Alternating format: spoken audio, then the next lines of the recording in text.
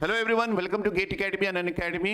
कल evening 5:30 PM मतलब 5 फरवरी evening 5:30 PM जब आपने पेपर को एंड किया होगा इलेक्ट्रॉनिक्स ब्रांच का गेट 2023 का पेपर, तो आपके पास माइंड में काफी सारी चीजें चल रही होंगी कि पेपर एक्चुअली में इजी था कि टफ था।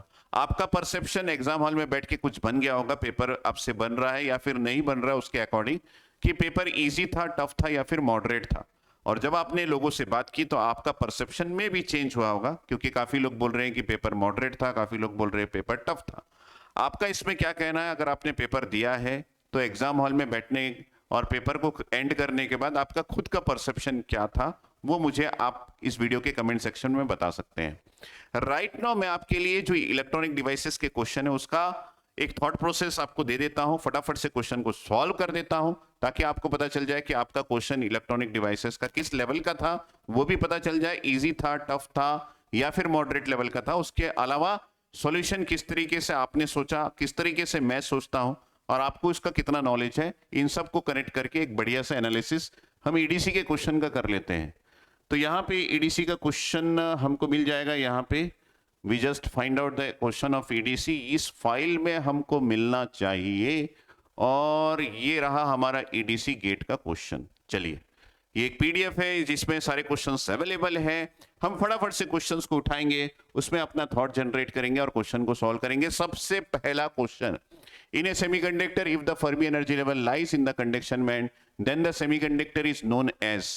तो यहाँ पे सेमीकंडक्टर जो है वो आपका डीजनरेटिव है कि रीजनरेटिव है कि नॉन डीजनरेटिव है, ये वेराइटी ऑफ थॉट आपके पास आया होगा। इस क्वेश्चन का करेक्ट आंसर है, क्योंकि यहाँ पे कंडक्शन बैंड की बात की गई है। कंडक्शन बैंड में अगर फर्मी एनर्जी लेवल लोकेट करता है तो वो सेमीकंडक्टर डीजनरेटिव एन टाइप का सेमीकंडक्टर होता है।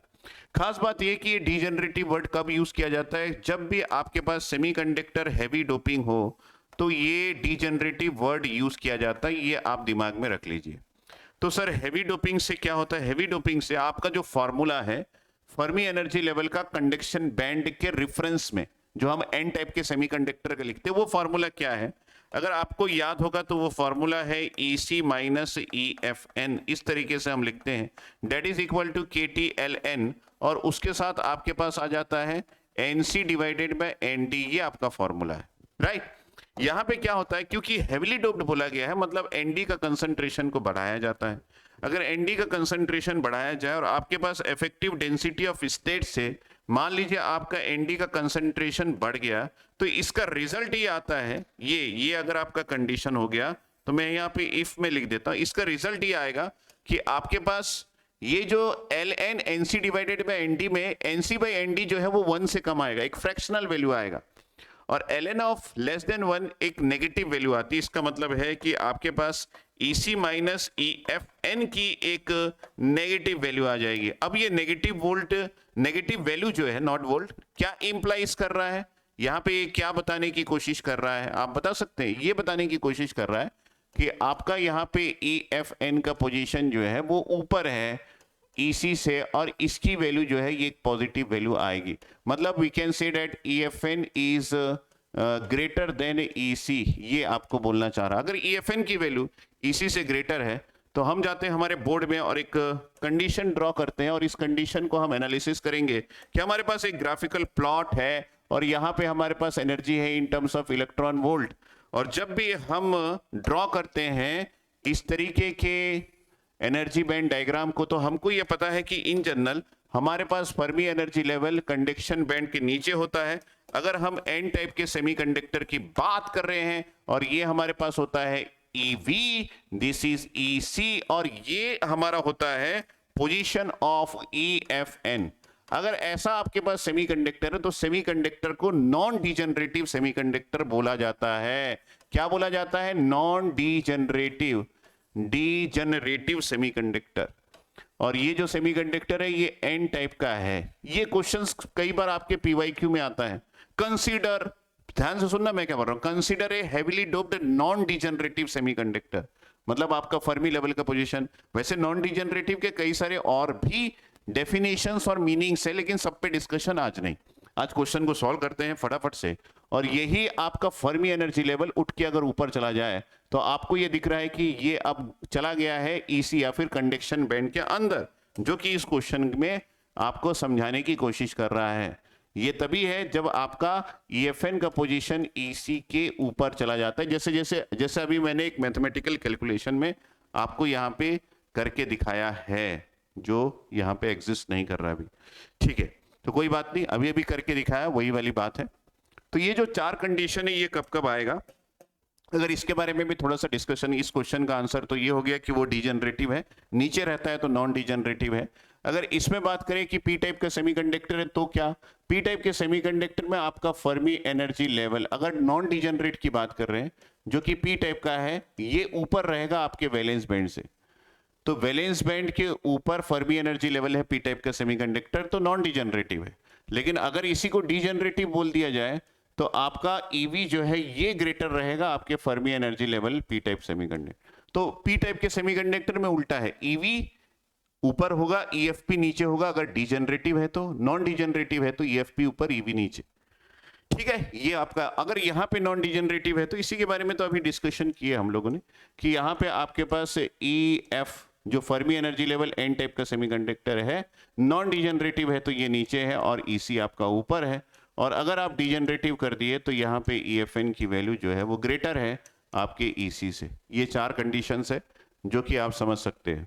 तो यहाँ पे इनसाइड कंडक्शन बैंड है, यहाँ पे आपके पास इनसाइड कंडक्शन बैंड चला गया, यहाँ पे आपके पास कंडक्शन बैंड के नीचे, तो यहाँ पे EFN की जो बात है वो बिलो EC है, तो ये आपके पास नॉन डीजनरेटिव है।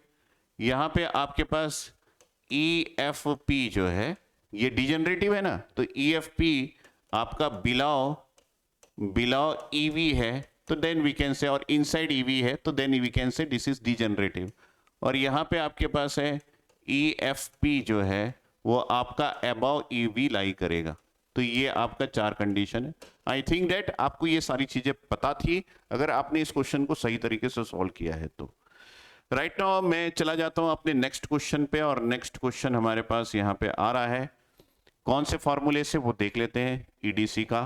तो ये है हमारा नेक्स्ट क्वेश्चन जो कि एक न्यूमेरिकल क्वेश्चन है, इन ए सेमीकंडक्टर डिवाइस। चलिए आप लोग रेडी हैं तो फटाफट से मेरे साथ इस क्वेश्चन को भी सॉल्व कीजिए क्योंकि ये एक न्यूमेरिकल है। In a semiconductor device the Fermi energy level is 0.35 electron volt above the valence band. देखिए अभी हम लोग उसी की बात कर रहे थे। तो ये जो सेमीकंडक्टर ये किस टाइप का हुआ, एक नॉन डीजनरेटिव हुआ क्योंकि फर्मी एनर्जी लेवल जो है वो वैलेंस बैंड के अबव लाई कर रहा है, जो अभी अभी हम लोगों ने कंडीशन लिखा था, अगर आप कनेक्ट कर पा रहे हैं तो। चलिए इसके सॉल्यूशन को हम लोग यहाँ पे करते हैं इस पेज में, कि हमने लिया है सेकंड क्वेश्चन अभी अभी का, और सेकंड क्वेश्चन में हम ये बोल रहे हैं कि हमारे पास फर्मी एनर्जी लेवल जो कि पी टाइप का सेमीकंडक्टर है और ईवी का एक नॉन डीजनरेटिव, इसमें डिफरेंस जो है वो 0.35 इलेक्ट्रॉन वोल्ट का है। लेकिन इसमें मेंशन नहीं किया गया है कि ये टेम्परेचर किस टेम्परेचर पे ये वर्क कर रहा है। ठीक है, जब इसने ये कंडीशन को लिया तो उस समय क्या टेम्परेचर था ये मेंशन नहीं किया गया है, क्योंकि यहाँ पे लगा दिया गया है एक फुल स्टॉप, कोई डिस्कशन नहीं है।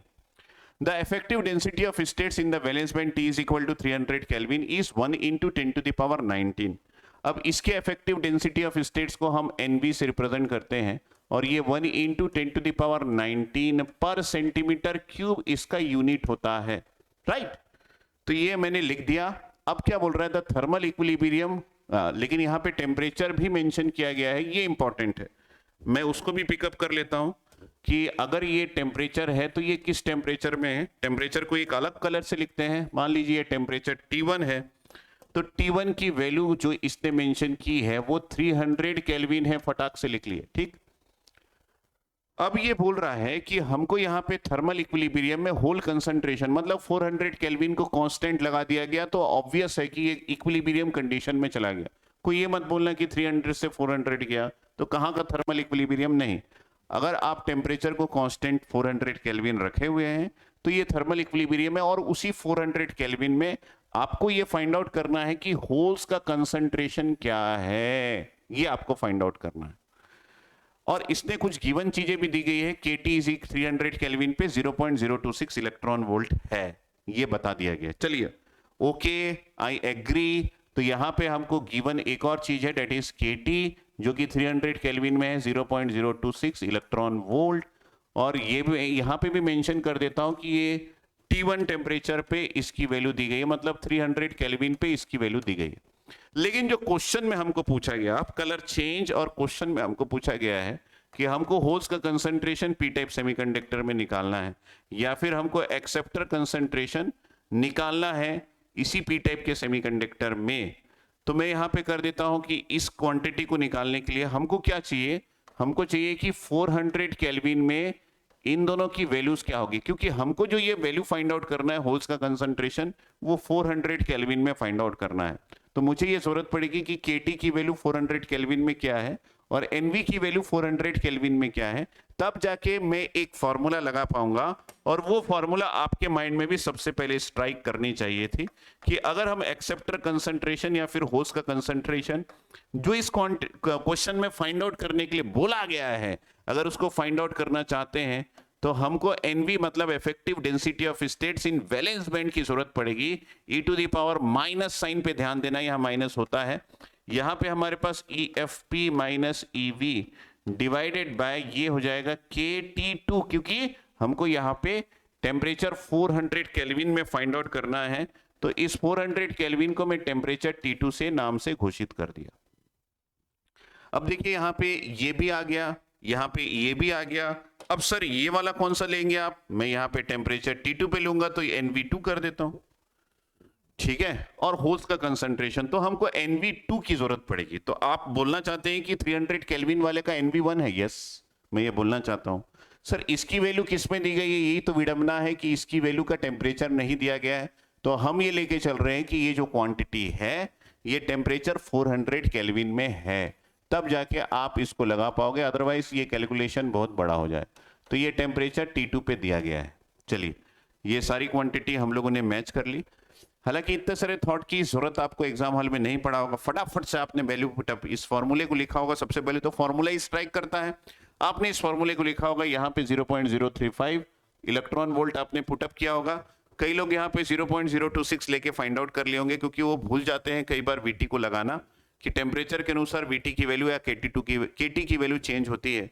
कई लोग यहाँ पे NV2 के बारे में भी थॉट प्रोसेस नहीं रख पाए होंगे, हो सकता है, क्योंकि उनको लगा कि NV की वैल्यू दी गई है, सब कुछ तो दिया गया है, फिर टेंशन क्या है, फटाफट से फार्मूला लगाया, आंसर निकाले और आंसर गलत हो गया होगा। लेकिन यहाँ पे NV2 भी टेम्परेचर डिपेंडेंट है और KT भी टेम्परेचर डिपेंडेंट, ये भी टेम्परेचर डिपेंडेंट है, लेकिन इसकी डिफरेंट टेम्परेचर में कोई वैल्यू नहीं दी गई। तो हम लोग ये ले लिया कि ये 0.035 में ही है। चलिए आगे बढ़ते हैं और हम यहाँ पे सबसे पहले फाइंड आउट कर लेते हैं कि एक्चुअली में NV2 की वैल्यू क्या आएगी।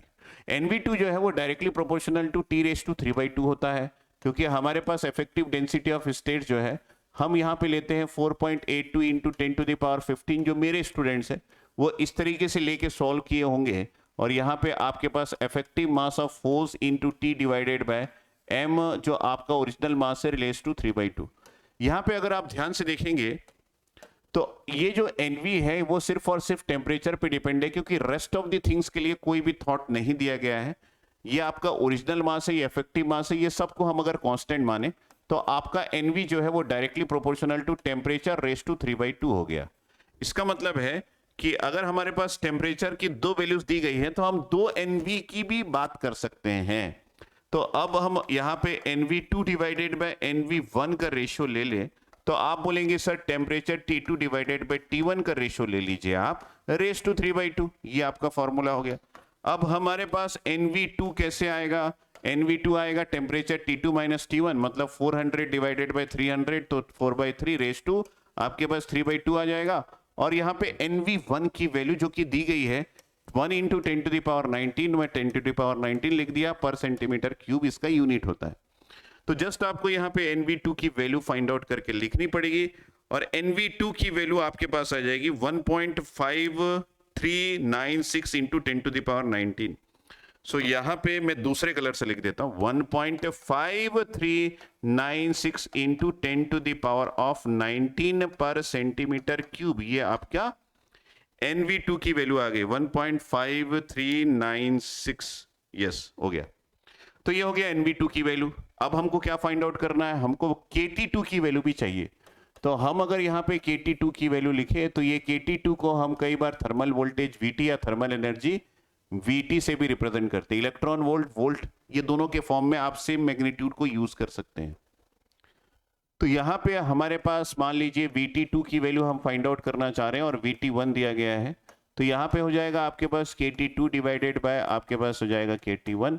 यहाँ पे कोई 3/2 √2 नहीं है, डायरेक्ट है, के कैंसिल कर दे बोल्ट्जमैन कांस्टेंट को। अब आपको VT2 की वैल्यू चाहिए, तो यहाँ पे आप लिख सकते हैं दिस इज 4/3, क्योंकि 400/300 आप लिखेंगे इंटू अगर आप VT1 कर दे तो आंसर आ जाएगा। तो दिस इज 4/3 इंटू 0.026 अगर हम लोग कर दे तो यहाँ पे आपके पास VT2 की वैल्यू आ जाएगी। तो 4/3 इंटू 0.026 कर दे तो दिस इज 0.03466 इलेक्ट्रॉन वोल्ट।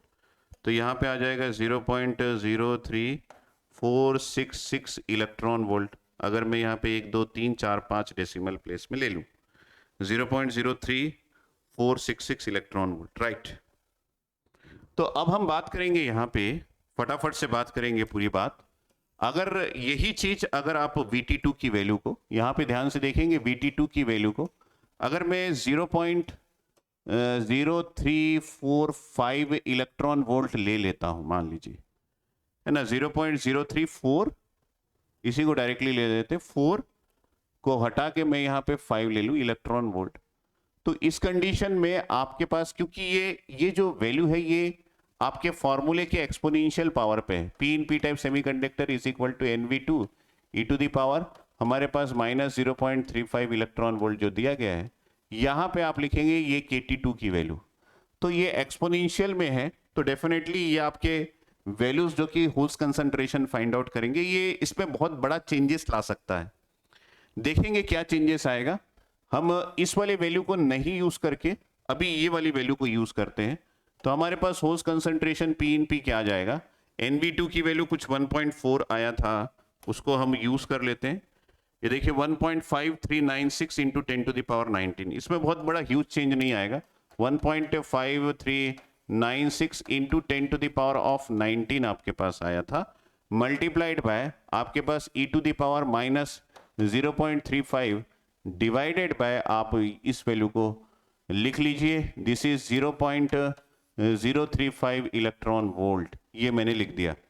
तो इसका आंसर जो आएगा वो आपके क्वेश्चन का एग्जैक्ट आंसर है, that is 63.36 into 10 to the power of 13। तो यही आपको पूछा गया 63.36 into 10 to the power of 13। ये तो आपको ये न्यूमेरिकल आंसर टाइप का क्वेश्चन है, और आपको ये जो 10 टू द पावर 13 पहले से दिया गया है, जस्ट आपको यहाँ पे 63 एग्जैक्ट आंसर की बात करें तो यहाँ पे 63.36 आपको पुटअप करना चाहिए। तो इसका आंसर हो गया 63.36, जिसको रेंज ऑफ वैल्यूज में आप 62 से 64 के बीच में पुटअप कर सकते हैं, जो कि एग्जैक्ट आंसर इसका होगा।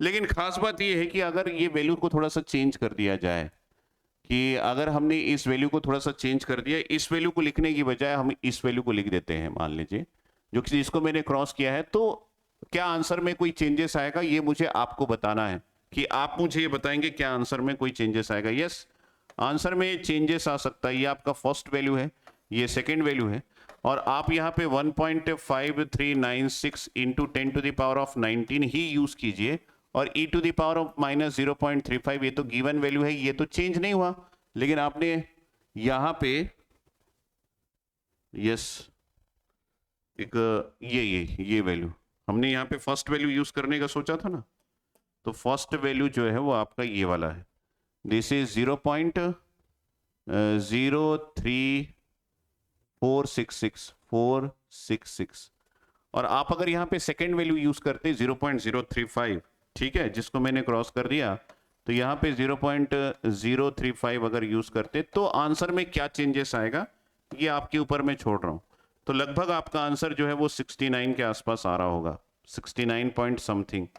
सो that is the different quantity. तो मैं ये सोचता हूँ जैसा भी है आपको यहाँ पे नंबर मिलना चाहिए, क्योंकि अबाउ 60 भी अगर आपने लिख दिया अबाउ 62 तो ये आंसर सही होना चाहिए। तो इसका एक लार्ज रेंज आ सकता है कि 62 से लेके 70 के बीच आपकी वैल्यूज वेरी करेंगी।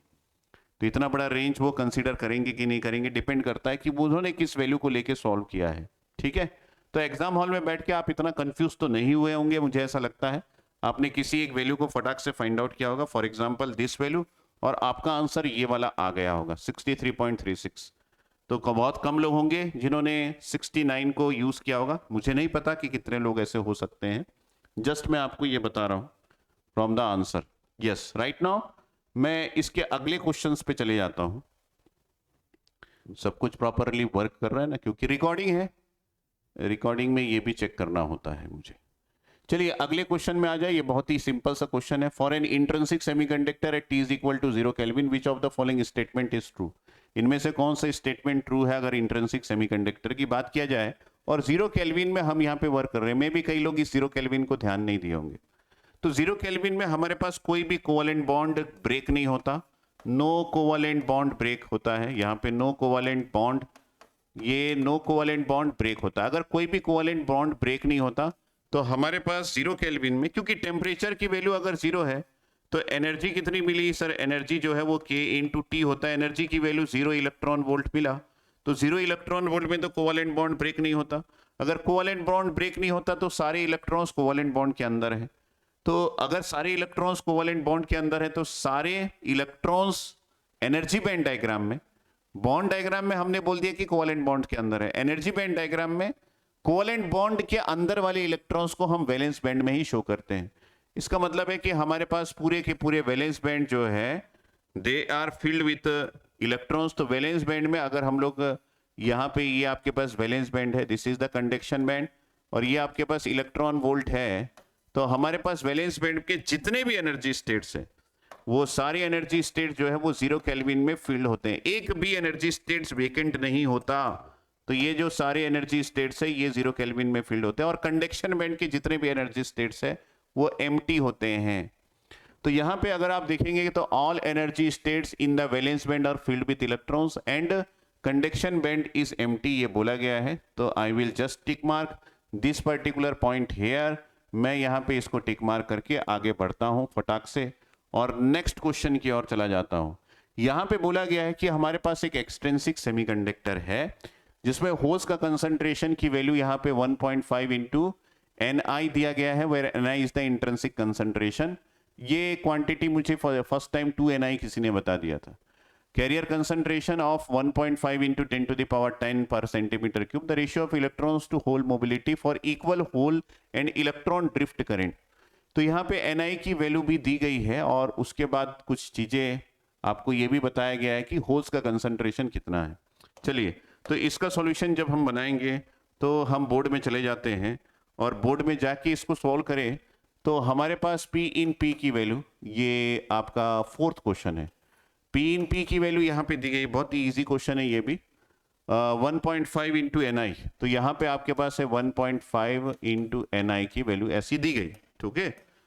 अब अगर हम लोग मास एक्शन लॉ को यूज करके यहाँ पे ये थोड़ा सा फाइंड आउट कर ले, मास एक्शन लॉ को यूज करके ये फाइंड आउट कर ले कि N इन P टाइप की वैल्यू क्या होगी, तो ये हो जाएगा Ni² divided by P in P, that is equal to Ni² divided by 1.5 into Ni हो जाएगा, राइट। ये आपका क्वांटिटी आ गया। अब हम इसके आगे बढ़े तो कैसे बढ़े, तो इसके लिए हमको क्या फाइंड आउट करना है वो एक बार देख लो। हमारे पास यहाँ ratio of electrons to hole mobility find out करना है, लेकिन कंडीशन ये दिया है कि ड्रिफ्ट करंट जो है वो इक्वल है for equal holes and electron drift current, और ड्रिफ्ट करंट बोल दिया है तो इलेक्ट्रिक फील्ड लगा के। सो अगर हमारे पास ड्रिफ्ट करंट इलेक्ट्रॉन्स और होल्स का दोनों का बराबर है, तो ड्रिफ्ट करंट मतलब हमारे पास, जस्ट मैं लिख रहा हूं यहाँ पे IN is equal to IP है, और यहाँ पे NQ mu N into electric field into A is equal to PQ mu P into electric field into A, ये हमारा फॉर्मूला होता है। अब इसमें से A को कैंसिल कर दिए, राइट, और इसमें से Q को कैंसिल कर दिए, वो भी राइट है। इसमें से इलेक्ट्रिक फील्ड को कैंसिल कर दिए, वो भी राइट है। अब हमारे पास बचा क्या? बचा ये कि आप इलेक्ट्रॉन्स का कंसंट्रेशन फाइंड आउट करने जा रहे हो P टाइप के सेमीकंडक्टर में, उसके साथ आपके पास म्यू N है, और होल्स का कंसंट्रेशन P टाइप सेमीकंडक्टर में, उसके साथ म्यू P है। आपको इस क्वेश्चन में mu N divided by mu P का रेशियो पूछा है, तो इसका मतलब है आप अगर इसको इधर ले आए तो ये P in P divided by N in P का रेशियो हो गया। P इन P आपके पास है 1.5 Ni, और N इन P है आपके पास दिस इज, हम इसको फाइनली लिख ही देते हैं ना, this is equal to 1 Ni divided by 1.5, यहां तक हमारे पास आ गया। तो हम यहां पे लिखते हैं this is Ni divided by 1.5, इसका मतलब है Ni कैंसिल हो गया, 1.5 के साथ 1.5 15 और 15 मल्टीप्लाई हो गया, और डेसिमल प्लेसेस 2 है, तो ये 2.25 आपका आंसर आ जाएगा। तो इस क्वेश्चन का आंसर क्या हो गया, दिस विल बिकम 2.25। तो यहाँ पे आपके पास 2.25 इज द करेक्ट आंसर, और ये सारी चीजें हम हटा के I just write here this is 2.25 is the correct answer. ठीक, तो ये हो गया आपका अगला क्वेश्चन। अब इसके आगे देखते हैं कि और कौन सा क्वेश्चन है। यहाँ पे एक ग्राफिकल क्वेश्चन बच गया होगा मॉस कैपेसिटर का, उसको भी हम फटाक से लगा लेते हैं और फिर हम आगे देखते हैं। ये है आपके पास एक मॉस कैपेसिटर का question. For a MOS capacitor VFB and VT are the flat band voltage and threshold voltage respectively, the variation of depletion width W depth with varying gate voltage VG represented by. तो यहाँ पे gate voltage की value दी गई है, accumulation, depletion, inversion, आप check कर लीजिए। तो हमारे पास इसका एक ग्राफिकल प्लॉट है, और ग्राफिकल प्लॉट मॉस कैपेसिटर में मजेदार होता है। यहाँ पे विड्थ ऑफ डिप्लीशन रीजन दिया गया है, यहाँ पे गेट वोल्टेज की वैल्यू दी गई है। अब हमको ये पता करना है कि भाई ये डिप्लीशन रीजन कब कब आता है, अगर आप गेट वोल्टेज की वैल्यू को मॉस कैपेसिटर में चेंज करें। तो हमको ये पता है कि हम अगर एक एक्सिस में गेट वोल्टेज ले लें और हमको यहाँ पे 0 की वैल्यू पता है, या फिर हमारा फ्लैट बैंड वोल्टेज पता है। फ्लैट बैंड वोल्टेज मतलब नॉन आइडियल केस में है ना, नॉन आइडियल केस में हमको फ्लैट बैंड वोल्टेज मिलता है, और फ्लैट बैंड वोल्टेज वो वोल्टेज है जहां से हम लोग मॉस कैपेसिटर में वोल्टेज आगे लगाना स्टार्ट करते हैं। ये हमारा इनिशियल वैल्यू होता है गेट टर्मिनल का। ठीक है, तो उस चीज में अभी हम लोग नहीं जाते। तो मैं मानता हूं कि मान लीजिए मैं एक आइडियल की मान रहा हूं और ये हमारा फ्लैट बैंड वोल्टेज है। तो ये अगर आपके पास एक पी टाइप का सेमीकंडक्टर है, टाइप मेंशन करना बहुत जरूरी है। तो ये जो रीजन है, इस रीजन में आपके पास एक्यूमुलेशन आएगा। This region goes to accumulation. Accumulation मतलब आपने एक पी टाइप के सेमीकंडक्टर के गेट टर्मिनल में एक नेगेटिव वोल्टेज लगाया है।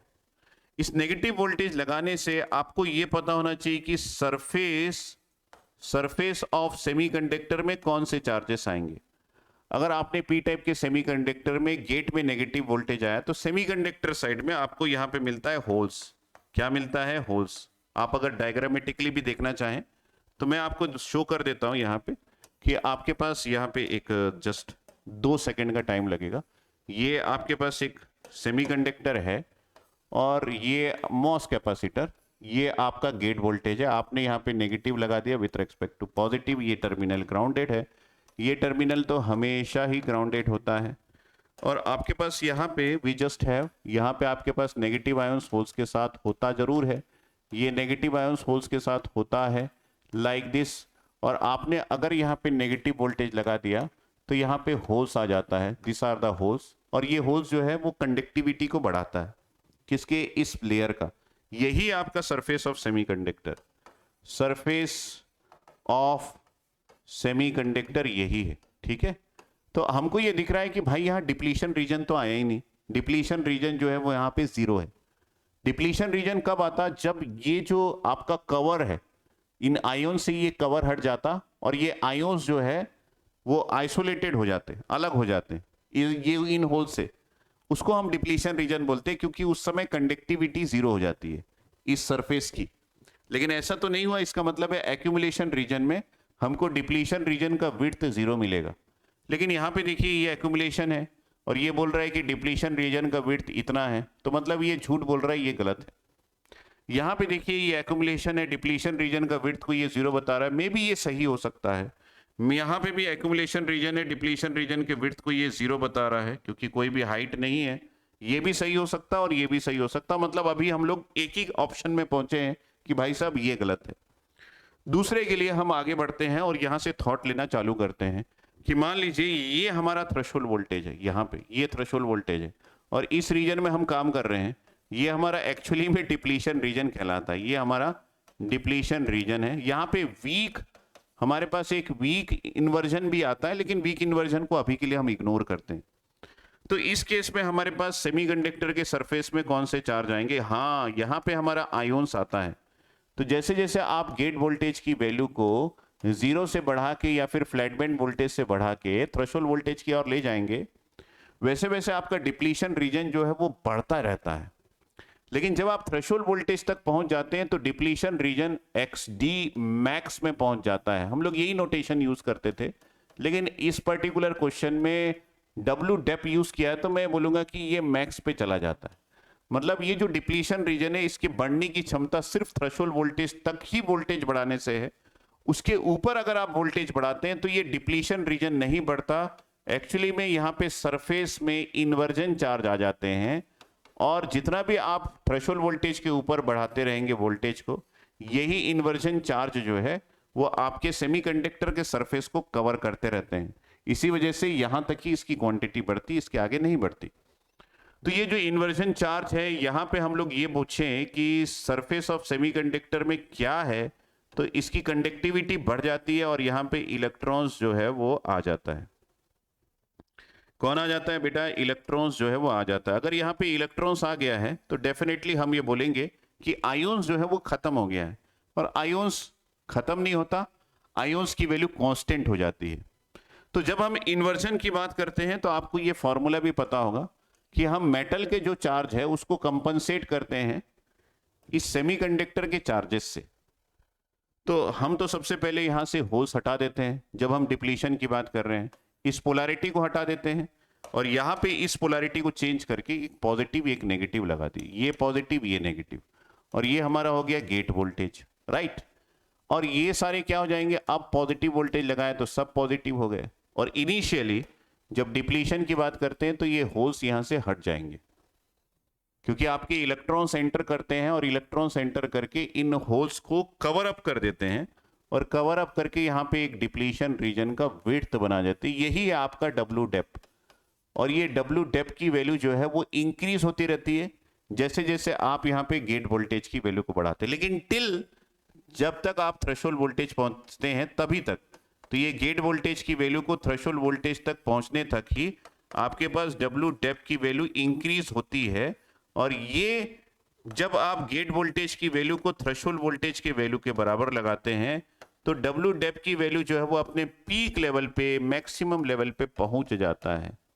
तो मान लीजिए ये जो है ये पॉइंट आपका W डेप मैक्सिमम है, तो इसके आगे ये नहीं जाएगा अगर आप गेट वोल्टेज की वैल्यू को थ्रेशोल्ड वोल्टेज से ज्यादा बढ़ाते हैं तो ये कुछ कुछ क्वांटिटीज हैं जिसको आपको याद रखना था, और आपने याद भी रखा होगा कि यही सब तो इस पर्टिकुलर टॉपिक में इंपॉर्टेंट था। तो मैंने बोला कि सरफेस में इलेक्ट्रॉन्स आ गया।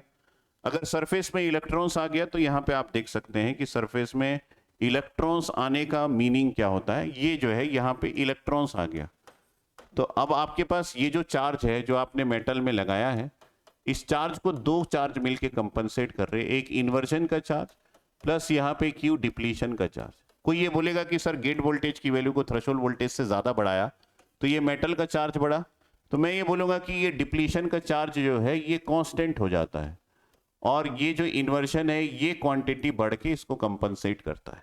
सब कनेक्टेड है, आप अगर वेरीफाई करें तो। इसका मतलब है कि हमारे पास थ्रेशोल्ड वोल्टेज के बाद जो है वो वैल्यू जो है वो कांस्टेंट होनी चाहिए, यहाँ पे जैसे कांस्टेंट हो गया। और फ्लैट बैंड वोल्टेज से लेके थ्रेशोल्ड वोल्टेज की वैल्यू में एक आपके पास एक नॉन लीनियर ग्राफ दिख रहा है। तो अब इस नॉन लीनियरिटी का कारण क्या है? इसके पीछे रीजन है कि आप जब W डिप्लीशन की बात करेंगे तो ये क्वांटिटी जो है वो root over twice of epsilon silicon divided by Q 1/Na, जो कि आपके पास एक्सेप्टर आउट का कंसंट्रेशन है 5B। ये जो 5B है ये कहीं ना कहीं गेट वोल्टेज से रिलेटेड है, जो कि आपके सेमीकंडक्टर में फर्मी एनर्जी लेवल के डिफरेंस को बताता है। और 5B को अगर आप लिखना चाहें तो आप इसको लिख सकते हैं this is KT ln Na divided by Ni, अगर आपके पास P टाइप का सेमीकंडक्टर है तो इतने सारे थॉट की नीड नहीं थी, जस्ट आपको ये फॉर्मूला पता होना चाहिए कि इस फॉर्मूले के पीछे ही हमको यहाँ पे नॉन लीनियरिटी दिख रहा है, ये जो क्वांटिटी नॉन लीनियरिटी, और इसके बाद चीजें जो है वो कांस्टेंट है। यहाँ पे एक फर्क क्या दिखा मुझे एग्जैक्ट क्वांटिटी में कि थ्रेशोल्ड वोल्टेज के बाद यहाँ पे इसको एक्सटेंड नहीं किया गया। एक्चुअली थ्रेशोल्ड वोल्टेज के बाद डिप्लीशन रीजन रहता है, लेकिन उस डिप्लीशन रीजन के विड्थ में इंक्रीमेंट नहीं होता। तो मतलब बढ़ाना तो सही नहीं, लेकिन कांस्टेंट कम से कम बना देते। तो ये फिगर गलत हो गया, ये फिगर तो उसने अपने मन से बनाया, ये भी गलत हो गया। तो इसका एग्जैक्ट आंसर आपका सी है, that is the correct answer. So I hope कि आप सबने इसको सॉल्व किया होगा। मेरी तरफ से इतना ही। आप मुझे कमेंट सेक्शन में ये बताना कि क्या आपने इन सारे क्वेश्चंस को सॉल्व किया है, जिसमें से कुछ क्वेश्चंस तो काफी इजी थे। अब मैं वापस जाता हूं यहाँ पे और आपको ये बताता हूं कि हमारे कोर्सेज कौन कौन से अवेलेबल है। तो ये जो है इस पर्टिकुलर पीपीटी में सारे कोर्सेज के बारे में बातें की गई है। तो यहाँ पे हम लोग देख सकते हैं कि कौन कौन सी बातें यहाँ पे की गई है। तो यहाँ पे गेट 24 और 25 के लिए हमारे पास कोर्सेस अवेलेबल है। गेट 24 के लिए अगर आप रजिस्टर करना चाहें तो उड़ान बैच में कर सकते हैं, 25 के लिए बुनियाद बैच में कर सकते हैं। आप यहाँ पे ध्यान दिए होंगे कि हमारा एक न्यू बैच स्टार्ट होने वाला है, जो कि 10 फरवरी से स्टार्ट होने वाला है। तो आप इसको सब्सक्राइब कर सकते हैं। बाकी बातें मैं यहाँ पे आगे करता हूँ आपसे। ये हमारा फैकल्टी का पूल है, जिसमें गेट एकेडमी, अनअकैडमी के टॉप एजुकेटर्स अवेलेबल है, इलेक्ट्रॉनिक्स एंड इलेक्ट्रिकल ब्रांच के। आगे एक इंपॉर्टेंट बात, बहुत ही इंपॉर्टेंट है, इसको ध्यान से सुनिएगा। वो ये कि आपको 10 फरवरी तक, है ना, ये 42% का डिस्काउंट ऑफर किया जा रहा है। इतना ही नहीं, आपको 2 मंथ का एडिशनल सब्सक्रिप्शन भी फ्री में प्रोवाइड किया जा रहा है, चाहे आप प्लस का कोर्स ले या फिर आइकॉनिक का कोर्स ले, ये दोनों में। और ये जो क्वांटिटी है ये आपको अभी पेमेंट करना पड़ेगा जब आप सब्सक्राइब करेंगे। लेकिन अगर फाइनेंशियली चैलेंज्ड है तो ईएमआई ऑप्शन भी अवेलेबल है, जो कि पर मंथ 0% इंटरेस्ट में आप कर सकते हैं। इससे क्या होगा, आप बैच को शुरू से देख पाएंगे और आप कंसिस्टेंसी बना के पढ़ाई कर सकते हैं। GA1111 आपका कोड है, जिसके थ्रू आप इसमें 10% का डिस्काउंट भी अवेल कर सकते हैं। साथ में गेट एकेडमी, अनअकैडमी का गाइडेंस भी आपको मिल जाएगा। ये एक इंपॉर्टेंट चीज है। और उसके बाद अगर हम लोग यहाँ बात करें तो ये आपको 42% डिस्काउंट के बाद कुछ भी चीजों की कमी नहीं की गई है। सारी चीजें आपको दिए जा रहे हैं। अनलिमिटेड एक्सेस, मतलब कितने भी बार आप कोर्स को देख सकते हैं। In class doubt solving bye top educators, हमको सारे डिजिटल नोट्स मिल जाएंगे। अगर हम प्लस के कोर्स में जानते हैं या फिर हम लोग आइकॉनिक में जाते हैं तो हमको प्रिंटेड नोट्स यहाँ पे मिल जाएंगे। हमको एक्सेस मिल जाएगा काफी सारे PYQs का, और काफी सारे DPPs के क्वेश्चंस भी हमको मिल जाते हैं। ये भी एक इंपॉर्टेंट बात है। इसके अलावा हमारे पास ये है कि the first Unacademy offline centre for GATE and ESE ये ओपन हो रहा है दिल्ली में। ये बहुत ही बढ़िया शुभारंभ है हमारे ऑफलाइन कोर्स का कि दिल्ली से हम स्टार्ट कर रहे हैं। वहां पे आपको मिलेंगे टॉप एजुकेटर्स और of GATE in India. 100% syllabus coverage मिल जाएगा, कंप्लीशन की गारंटी है, अनलिमिटेड एक्सेस मिल जाएगा आपको सारे रिकॉर्डेड क्लासेस का। ठीक है, रिवाइज कर सकते हैं theory books and specially curated practice work books के थ्रू, है ना। और ये रिवाइज्ड एडिशन आपको प्रोवाइड किया जाएगा। और state of the art in classroom experience, मतलब जो बेस्ट से बेस्ट क्लासरूम एक्सपीरियंस है वो आपको मिलेगा इंडिया पे। 70+ test as per GATE level for all round preparation. तो काफी सारे टेस्ट भी आपको प्रोवाइड किए जाएंगे उसी कॉस्ट में। 33% अर्ली बर्ड का ऑफर दिया जा रहा है, जो कि एक्सपायर होने वाला है बहुत जल्दी। तो एडमिशन ओपन है, अनलिमिटेड सीट है। आप इस नंबर पे कॉल करके उन सीट्स की बुकिंग के लिए आप इंक्वायरी कर सकते हैं। डिस्काउंट जो आपको दिया जा रहा है वो 50% का दिया जा रहा है प्लस और आइकॉनिक में। Flat 50% discount to existing plus and iconic learners. तो अगर आपके पास 12 मंथ से ऊपर का सब्सक्रिप्शन है तो आपको 50% डिस्काउंट में जो भी आपका कोर्स का एक्सटेंशन प्रोवाइड कर दिया जाएगा। Learners in other coaching institute अगर आप है तो आपको flat 50% discount to those currently in classroom courses elsewhere. जो दूसरे क्लासरूम कोर्सेज कर रहे हैं उनको 50% का डिस्काउंट आपको प्रोवाइड कर दिया जाएगा। अर्ली बर्ड ऑफर जो है वो आप जानते हैं कि फर्स्ट 50 एनरोलमेंट्स में आपको कोई भी ब्रांच के हो आपको 33% का डिस्काउंट दिया जाएगा। अर्ली बर्ड डिस्काउंट मतलब आप अगर अभी से एडमिशन ले लेते हैं।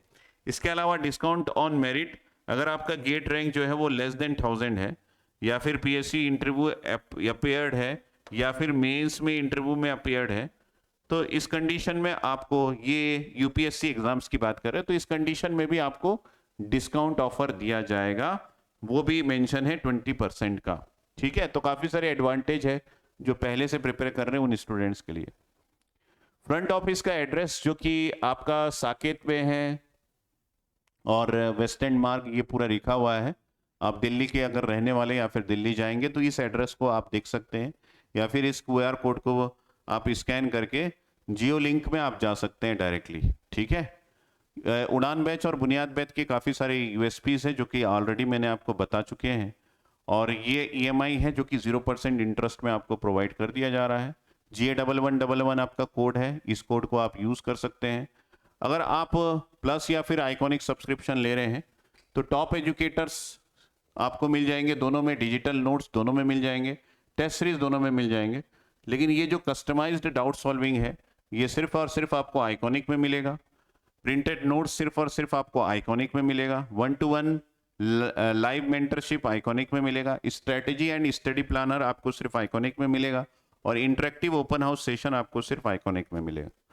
So this is the important thing. इसके अलावा जो मुझे यहाँ लगता है इम्पॉर्टेंट है वो है कि आप एक रैंक प्रेडिक्टर अनअकैडमी ने लॉन्च कर दिया है।